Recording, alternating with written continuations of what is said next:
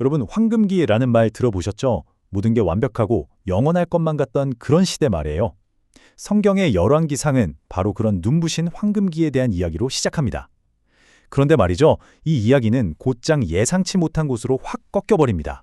자, 그런데 이 완벽해 보이는 이야기에는 아주 큰 물음표가 하나 숨어 있어요. 아니, 어떻게 그렇게 눈부시던 황금기가 그렇게 허무하게 또 극적으로 무너져 내릴 수 있었을까요? 오늘 우리는 바로 그 거대한 몰락의 과정을 한번 같이 따라가 보려고 합니다. 이야기의 시작은 솔로몬 왕 바로 그 시대로 거슬러 올라갑니다. 한번 상상해 보세요. 국경은 평화롭고 창고는 금은보화로 가득하고 왕의 지혜는 전 세계로 뻗어나가고, 와, 정말 역사가 쓸 수 있는 가장 화려한 문장들로 꽉 채워진 시대 같았죠. 솔로몬 하면 딱 떠오르는 게 지혜잖아요? 근데 여기서 말하는 지혜가 그냥 머리 좋고 일 잘하는 그런 기술이 아니었다는 게 정말 재밌는 지점이에요. 이 지혜의 진짜 목적은요, 약한 사람들을 보호하고 공동체를 바로 세우는 거였어요. 일종의 정의를 위한 분별력이었던 거죠. 자, 이 어마어마한 황금기를 딱 버티게 해주는 두 개의 아주 중요한 기둥이 있었습니다. 하나는 눈에 보이는 것, 바로 하나님의 임재를 상징하는 화려한 성전이었고요. 다른 하나는 눈에 보이지 않는 것, 바로 백성들의 충성심이 보이는 왕의 마음이었습니다. 그리고 이 두 기둥이 결국 이 왕국의 운명을 결정짓게 됩니다. 여기서 마음을 뜻하는 히브리어 레브라는 단어를 꼭 짚고 넘어가야 하는데요. 이게 정말 중요해요. 레브는 우리가 흔히 생각하는 감정, 슬프다, 기쁘다 이런 게 아니에요. 이건 뭐랄까, 한 사람의 생각, 의지, 충성심, 그 모든 게 결정되는 삶의 핵심 컨트롤 타워 같은 겁니다. 진짜 충성이 어디를 향하는지, 그게 바로 이 레브에서 결정되는 거죠. 정말 놀랍게도요, 앞으로 닥쳐올 모든 실패를 미리 보기라도 한 것처럼 솔로몬이 이 왕국이 평가받을 기준을 자기 입으로 직접 선포합니다. 바로 이 기도인데요. 여기서 핵심은 겉으로 보이는 화려한 시스템이 아니라 그 마음이 진짜로 어디를 향하고 있느냐, 바로 이거였습니다. 그리고 바로 그 마음에서부터 균열이 시작돼요. 이 거대한 왕국의 붕괴는 외부의 적이 쳐들어와서가 아니라 왕의 마음속에서 일어난 아주 작은 타협, 거기서부터 비롯되었던 겁니다. 결국 나뉘어버린 마음이 나라를 둘로 쪼개게 된 거죠. 그 결과가 바로 이겁니다. 원래 계획은 아주 명확했어요.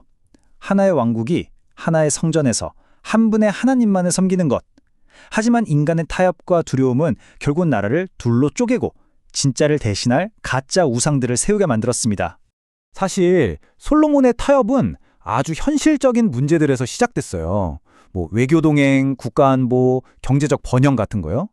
그런데 이런 현실적인 선택들이 조금씩, 아주 조금씩 우상 숭배를 위한 문을 열어준 거예요. 그러다 보니 결국 마음의 가장 중요한 우선순위가 뒤바뀌면서 모든 게 무너지기 시작한 거죠. 나라가 나뉜 뒤 북쪽 왕국의 첫 번째 왕 여로보암은 덜컥 겁이 났습니다. 백성들의 마음이 저 남쪽에 있는 예루살렘 성전으로 쏠릴까 봐요. 그래서 그는 정치적인 통제와 사람들의 편의를 위해서 대체 종교 시스템을 만들어버립니다. 바로 금송아지였죠. 이 결정이 바로 이후 수백 년간 이스라엘을 불순종의 길로 이끈 여로보암의 죄가 됩니다. 자, 이렇게 왕들이 계속해서 실패하고 있을 때 이야기는 전혀 예상치 못한 곳에서 새로운 주인공을 무대로 불러냅니다. 바로 선지자들이죠. 화려하고 부패한 왕궁이 아니라 저 거친 광야에서 나타나 권력의 심장부의 정면으로 맞서는 사람들. 이들이 새로운 권력의 중심으로 떠오르게 됩니다. 그리고 그 중심에 선지자 엘리야가 있었습니다. 그는 국가가 공식적으로 후원하는 거대한 바알 종교 시스템, 그 전체에 홀로 맞서는 아주 극적인 대결을 준비하게 되죠. 이 싸움의 구도는 그야말로 450대 1이었습니다.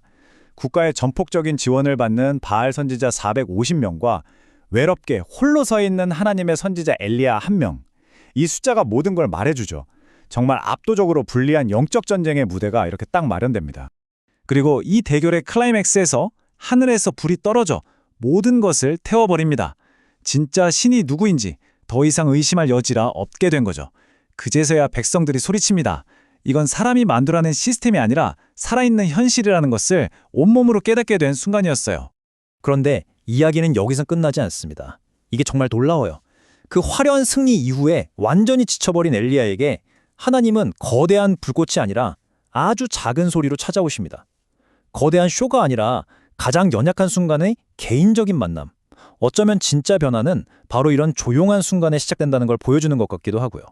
자, 그렇다면 이 수천 년 전의 이야기가 오늘을 사는 우리에게 대체 왜 중요할까요? 그건 열왕기상이 던지는 핵심적인 질문이 시대를 초월하기 때문입니다. 그 옛날의 금송아지를 오늘 우리 시대의 언어로 한번 바꿔보면 뭐가 될까요? 어쩌면 그건 성공이라는 이름의 정체성일 수도 있고 안전이라는 이름의 절대적인 가치일 수도 있습니다. 아니면 인정받고 싶은 욕구나 내 입맛에 맞게 만들어진 편리한 신앙일지도 모르죠. 결국 우리 마음의 왕자에 무엇을 안치고 있느냐? 바로 그 문제인 겁니다. 열왕기상이 우리에게 던지는 가장 강력한 메시지는 바로 이거라고 생각합니다.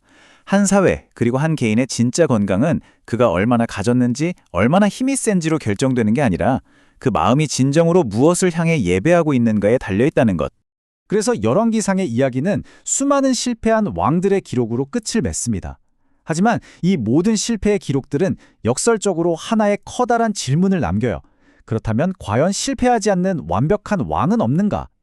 결국 이 이야기는 이 질문을 통해 또 다른 인물, 바로 참된 성전이자 진정한 왕으로 불리는 예수 그리스도를 가리키는 하나의 거대한 그림자가 되는 겁니다. 그래서 이 고대의 이야기는 오늘 우리에게 이 마지막 질문을 던지고 있습니다. 세상이 수천, 수만 가지의 목소리로 우리를 유혹할 때 당신의 내부, 당신 마음의 진짜 컨트롤 타워는 과연 어떤 목소리에 순종하기로 결정할 것인가? 바로 그 질문 말입니다.